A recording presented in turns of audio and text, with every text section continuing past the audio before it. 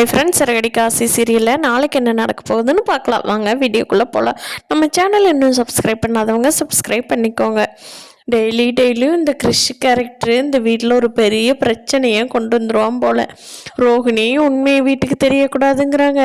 மீனா பாவம் வீட்டுக்கு சொல்லாமல் அவங்க அத்தை கிட்ட திட்டு வாங்கி ஒரு வழி ஆயிட்டாங்க.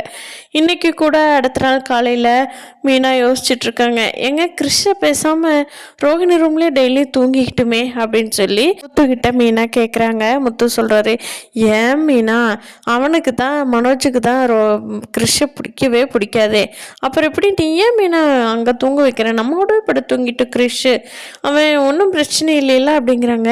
இல்லைங்க, அவனுக்கு மனோஜ் ரொம்ப பிடிக்குது, அதனால் பார்த்தா வேண்டாம் மீனா, அவனுக்கும் கிறிஷுக்கும் சுத்தமாக ஆகாது, அம்மாவும் அவனும் தான் கிறிஸுக்கு எதிரியே, நீ போய் அங்கே தூங்க வைக்கலாங்கிறியே, என்ன மீனா நீ ஏன் கிறிஸ் விஷயத்தில் இப்படி யோசிக்கிற, இப்படியெல்லாம் பேச மாட்டியே அப்படிங்கிறாங்க. இல்லைங்க, ஒன்றும் இல்லை, சும்மா தான் கேட்டேன் அப்படின்னு மீனா சமாளிச்சிடுறாங்க.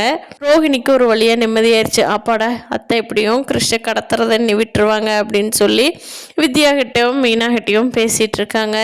நான் நீ பார்த்துக்கிறேங்க மீனா, எப்படியாவது மனோஜுக்கு கிறிஷை பிடிக்க வைக்கிற மாதிரி பார்த்துக்கிறேன், ரொம்ப தேங்க்ஸ் நீங்கள் இது வரைக்கும் வெளியில் சொல்லாமல் இருக்கிறதுக்கு அப்படின்னு சொல்லி ரோஹிணி மீனா கிட்ட சொல்லிக்கிட்டு இருக்காங்க.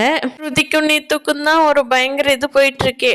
ஸ்ருதி ரவி வீட்டுக்கு வந்த உடனே, ஏன் ரவி உனக்கே இது நல்லா இருக்கா, நான் உன்னை ஹோட்டல் விஷயம் தலையிடவே இல்லை, நான் எவ்வளோ டீசெண்டாக நடந்துக்கிறேன், உன்னை என் ஹோட்டலுக்கு வான்னு கூப்பிட்டேனா ரவி, உன்னோட மரியாதை உனக்கு எப்போ விருப்பம் இருக்கோ அப்படி வான்னு தானே சொன்னேன், ஆனால் எதுக்கு நீத்தும் நீங்கள் 2 பேர் சேர்ந்து இருக்கிற மாதிரி ரொம்ப க்ளோஸாக இருக்கிற மாதிரி ஃபோட்டோலாம் எனக்கு அனுப்பிட்டு வெறுப்பேத்துறா ரவி, இது நீயே நல்லா இருக்கான்னு சொல்லு ரவி, நான் கோவப்பட்டா மட்டும் நீ திட்டுறே இல்லை, நீயே சொல்லு, நான் எனக்கு ஒருத்தர் இப்படி பண்ணுனா நீ ஒத்துக்குவியா ரவி அப்படின்னு சொல்லி ஸ்ருதி கேட்குறாங்க. அதுக்கு ரவி, ஆமாம் ஸ்ருதி, நீ சொல்கிறது ஓகே தான், எனக்கு புரியுது உன்னோட ஃபீலிங்ஸு, நான் நீத்துட்ட சொல்லிட்டேன், இந்த மாதிரி பர்சனல் விஷயத்தையெல்லாம் இதில் ஹோட்டலில் இழுத்துக்காதீங்க நேத்து, நான் எவ்வளோ டீசெண்டாக இருக்கேன், பர்சனல் ஏதாவது நான் ஸ்ருதி ஹோட்டலுக்கு போக தெரியாமையே உங்களுக்கு வர கரியர் வேறு பர்சனல் வேறேன்னு சொல்லியிருக்கேன் ஸ்ருதி, நீ கவலைப்படாது, இனிமேல் இந்த தப்பு வராது ஸ்ருதி, அதுக்கு நான் பொறுப்புன்னு சொல்கிறாங்க.